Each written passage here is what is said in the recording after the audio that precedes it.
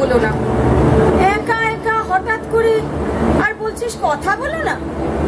আচ্ছা মা, তুমি কি বাংলা কথা বোঝো না? বলছি না কথা বলো না। আমার ভালো লাগছে না, আমার এখন মাথাটা খুব গরম। আমাকে কিছু জিজ্ঞেস করো না প্লিজ। সে তো সব সময় তোর মাথা গরম, কখন আবার ঠান্ডা থাকে। আবার সেই এক কথা। এখন বেশি কথা না বলে যাও তো, আমাকে একটু কফি করে দাও। বচন বটে মা জনবুঝি, কোনো কথার সোজা উত্তর নেই। কি জানি বাবা, ভগবান জানে শ্বশুর বাড়িতে আবার কি করে এসেছে।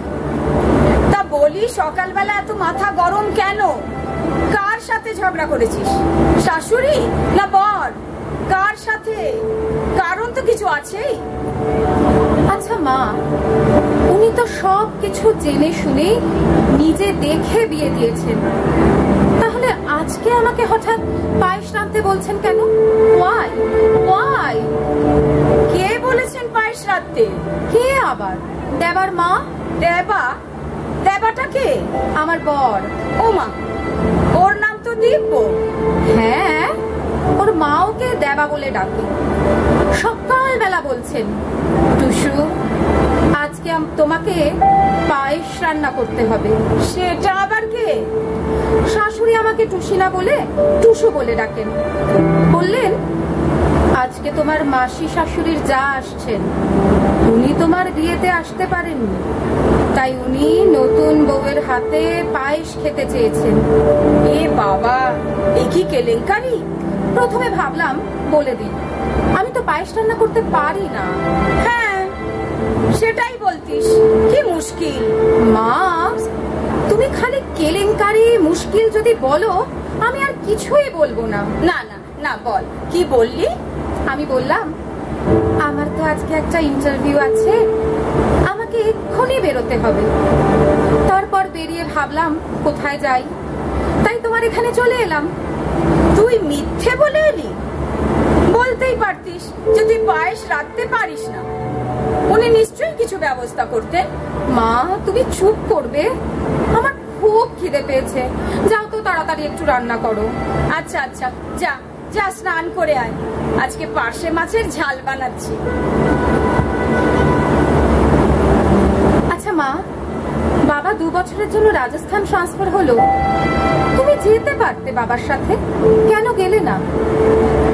না, আমি তোর বাবাকে বলে দিয়েছি 2 বছর আমি কলকাতা ছেড়ে থাকতে পারবো না। জানিস, কালকে তোর বাবা আসছে। আচ্ছা তাই? জানো মা, একটা কথা বলতে তো ভুলেই গেছি। পরশুদিন রাতে ডিনার টেবিলে দেবা ওর মাকে জানালো 3 মাসের জন্য কোনো প্রজেক্টের কাজে ওকে অফিস থেকে জার্মানি পাঠাচ্ছে। তারপর বলল, মা তুমি যাবে আমার সাথে? আমার তো শুনেই মাথাটা গরম হয়ে গেল। আমি ওর নতুন বউ, আমাকে আগে না জানিয়ে ওর মাকে বলার কি ছিল বলো তো? উনি কি বললেন? উনি হেসে বললেন, এই যে খুব ভালো খবর। না না, আমি কেন যাব তোর সঙ্গে? আমি যাব না, তোরা বরং যা, ঘুরে আয়। দেবা তো ঠিকই করেছে, আগে মাকে বলেছে। মা যে অনেক পুরনো, 28 বছর ধরে মায়ের সাথে সম্পর্ক। মায়ের সাথে সন্তানের যে নারীর টান, আমি ওনার সাথে কথা বলে যতদূর বুঝেছি, উনি খুব অল্পেই সন্তুষ্ট, খুবই ভালো মানুষ। কে কি গো মা, তুমি যে কেস উল্টে দিচ্ছ। না রে, ছেলের কথাটা আমার সাথে যাবে মা, এইটাই মায়ের জন্য অনেক অনেক বড় পাওয়া। যা বাবা, আমি তো এভাবে ভেবেই দেখিনি। জানিস, কালকে বর্দি ফোন করেছিল, ছেলে অফিস যাওয়ার সময় দিদি রোজ দুগ্গা দুগ্গা বলে, তাই নিয়ে নাকি নতুন বউ খুব অশান্তি করেছে। বলেছে এবার থেকে আপনি না, আমিই বলবো। এ মা, ছি ছি, এভাবে বললো মাসিকে? এটাতে অশান্তি করার কি আছে? আমার শাশুড়িও তো দেবা অফিস যাবার সময় দুগ্গা দুগ্গা বলেন। কোথায়, আমি তো কখনো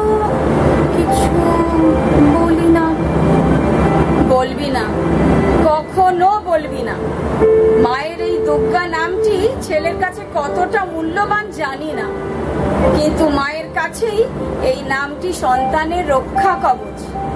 এই রক্ষা কবচ সব সময় বিপদ থেকে তাকে রক্ষা করে। এই তো তুমি আমাকে কাঁদিয়েও দিলে। আমি এখন যাই মা, শাশুড়ি মাকে গিয়ে বলবো আমি পায়েস রাঁধতে জানি না মা, আজকে তুমি রেঁধে শিখিয়ে দাও, এরপরে আমিই রান্না করব। এই তো আমার লক্ষ্মী মেয়ে। ওনাকে কষ্ট দিস না মা, ওনাকে ভালোবেসে কাছে টানিস। উনি খুব ভালো মানুষ, দেখবি উনিও তোকে খুব ভালোবাসবে। অনেক আনন্দে থাকবি। আসি মা, আসি। আবার আসিস। কি হলো বললে না? দুর্গা দুর্গা। ও হ্যাঁ হ্যাঁ, দাঁড়া দাঁড়া। দুর্গা দুর্গা দুর্গা দুর্গা দুর্গা দুর্গা। নমস্কার। নমস্কার।